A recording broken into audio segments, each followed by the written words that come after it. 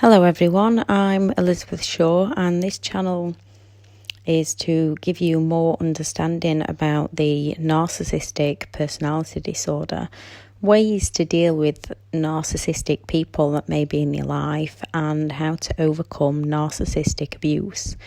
This video is about dealing with a narcissist in the court system. Not everyone who's been with a narcissist or around a narcissist will get taken to court. However, those narcissists that can use the court system against you will do at some point, and most of them will continue to do so. They can leave you alone for years and then suddenly reappear to catch you completely off guard. When you finally got yourself to a good place and you're making life work for you and then those court papers arrive, it can be devastating. Having to go through all the past, trying to get your point across to strangers who simply don't understand the severity of the situation. The court is never a pleasant experience given any occasion. Going up against a narcissist can bring you back to fear, guilt and self-doubt. So why would you end up in court against a narcissistic person? Well, there's two factors. Either their behaviour results in a need to take them to court, or they take you to court simply for their need to remain in control and their need to win. Most people do their best to behave in a way to avoid any court action being taken against them. Try to find the middle ground and compromise before the court is needed. A narcissist believes they are right, that they've done nothing wrong and they are entitled. Also, if they believe they are losing control over you, they will do whatever they can to sink you further. A few reasons why court action might be taken against you. Number one, proceedings to do with any children that you have together. You might have gone no contact, the children might no longer want to visit, or they might just keep letting the children down, and they might actually be the ones that are keeping the children from you. Number two, criminal proceedings where the narcissist has committed crimes against you. And number three, divorce, money matters, child support and the splitting of assets. A narcissistic person does not like people walking away from them. They want to be in control and they will use the court system for your reactions. They want you to be angry, worried, scared and upset. They also enjoy the attention that they receive from their lawyers. The court is simply a stage set for them. They want all the focus and attention. They are in court to win and win only and at all costs. They might play the compromise card. This will only be used against you at some point further down the line. They do not respect the law or anyone in the courtroom. They may act as though they do, but they believe they are above the law and they do their best to manipulate everyone in the courtroom. They want to push you, provoke you and intimidate you. They want reactions from you. Watch out for them trying to speak to you, make eye contact with you, belittle you, goad you, and do all they can to get that reaction from you, and do not give them that reaction. What can you do to help yourself in a case against them? These steps are to help you get control back in your life. If you're like me, you might feel like doing some of these things are mean and uncomfortable to you, or you feel like you've turned into a bit of a private detective, but if you want to live a free life, you have to throw away any doubts, any insecurities, and you must do what's right, even if you don't. You've got to do what you think's right so that you can survive and get past this in the long run. And it is hard. I know some of the things that I've had to do, which is the truth and is the facts and is evidence, it goes against that compromise and that caring side. But you have got to go against it. I know I still have self-doubts when I read through the messages and I think, no, I know the facts, I know it's right, but there's still that little bit, oh, is there something else I could do? You cannot do something else with these sorts of people. You have got to swallow that, and you've got to remember that they are in it to win. They are not in it to play nice. So you have got to do what's in your best interest. And if you've got children, what's in the children's best interest. So, number one, if your ex's behaviour starts to escalate, even if you've never called the police before, now is the time to start. Be open and honest with all questions. It is hard dragging things up, but you need to get a picture of the pattern of behaviour built up with the authorities. If you've already had a non-molestation order, protection order, restraining order in place, you need to call the authorities every time they break these. And I know that's hard. The first time I didn't want to call the authorities because you just want to get on with your life and leave it be. But you'll only regret it if you don't call them in the future. It's best to face your feelings head on, get it done, and deal with it than have regrets down the line. They are relying on your good heart not to follow through with this. So anytime they break any orders, you must phone the police. No matter how silly or daft you think you may sound, you have got to keep phoning the authorities.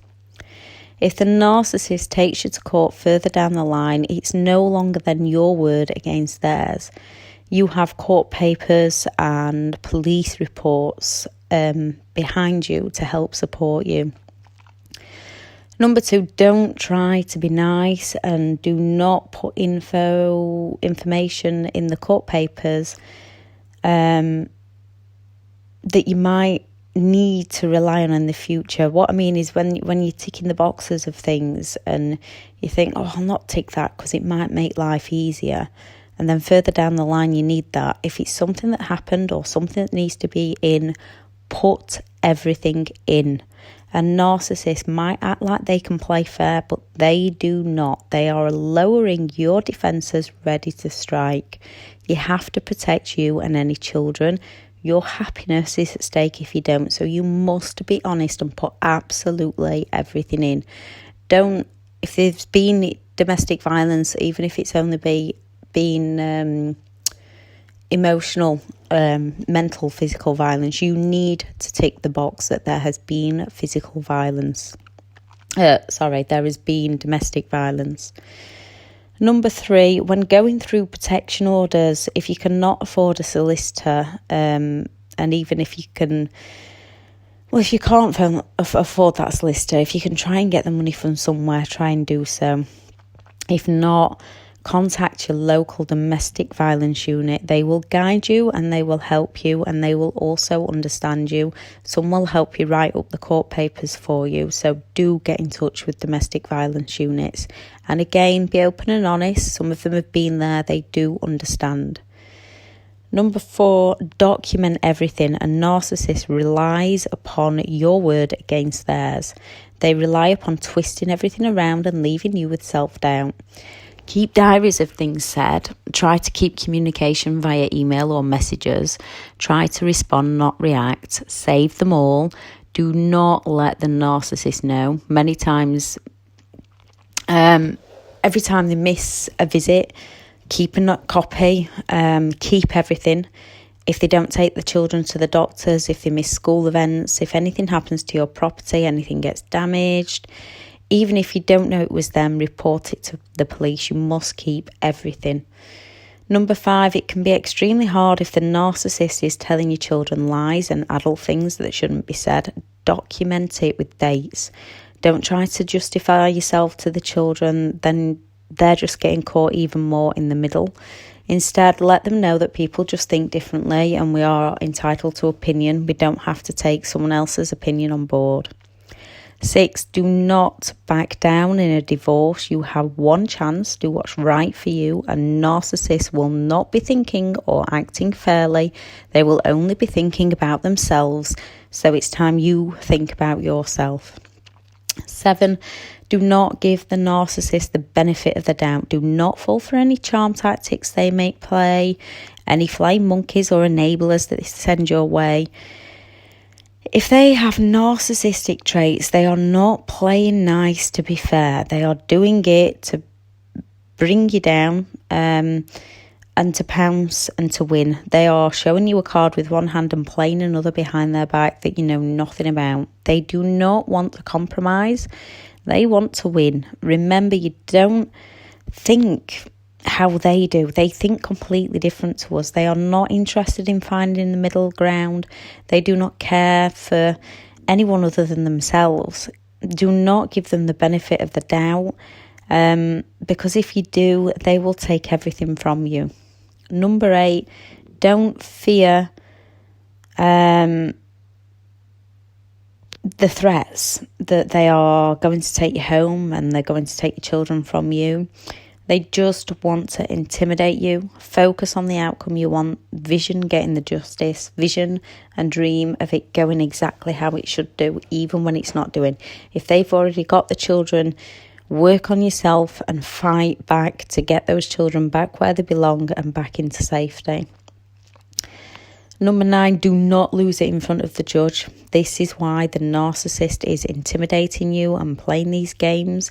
What they do is unfair and it is unjustified. You have to stay as businesslike as possible to the judge in the courtroom. Remain calm. You cannot let your emotions out in that room. However, afterwards, when you're out of the situation, you need to let all those emotions out. You need to be in control of your mind and your emotions in court. Stick to facts, especially those ones that you have evidence for. Number 10, arrive at court early. If you can secure a separate waiting room, do so. This gives you a great barrier between the narcissist and yourself. Most will try to talk to you, make eye contact with you, smile, smirk, wink, to provoke you before you even enter the courtroom, to intimidate you and to put you on edge, or play nice so that you doubt yourself again. Arriving early allows you to compose yourself and to prepare. Number 11, don't expect others to see their manipulation. Remember how long it took you to see it and understand it. Do not diagnose in court. The court is only interested in facts. Number 12, if possible, try and have someone sitting between the both of you in the courtroom. Do not make eye contact with the narcissist. Ignoring them will criticise them. Direct all your answers to the judge, not to the narcissist or their solicitor. You'll feel calmer talking to the judge, and this will infuriate the narcissist. 13, do not challenge any questions. Answer them and stick to the facts and the point. Do not go off topic. 14, if the narcissist brings people with them, they are the narcissist flying monkeys and enablers. Do not engage with these people. This is hard sometimes, but you must remember they have been brainwashed by the narcissist and they are there to help the narcissist only. 15, refresh your mind on the manipulation tactics that they use before you go in, so you're ready and prepared and you know what they're trying to do. 16, when leaving the court, make sure the narcissist has already left. Do not post anything on social media or let people know who will inform the narcissist. They hate not being in control of other people's lives. 17, do this and you will give them enough rope to hang themselves. The narcissist might be painting you in a bad light. If you remain calm, show no evidence of this, ignore the narcissist. You are not required to answer directly to them. You are required to answer to the judge and do so with truth, facts and evidence. And do it directly to the judge. No one can throw a bigger tantrum than a narcissist who's not getting attention and losing the control of those around them. Stick to this, their mask should slip and they will show their true selves to the courtroom. 18, do not doubt yourself. Do not feel mean. I know it's hard, but do not feel mean. Do not doubt yourself.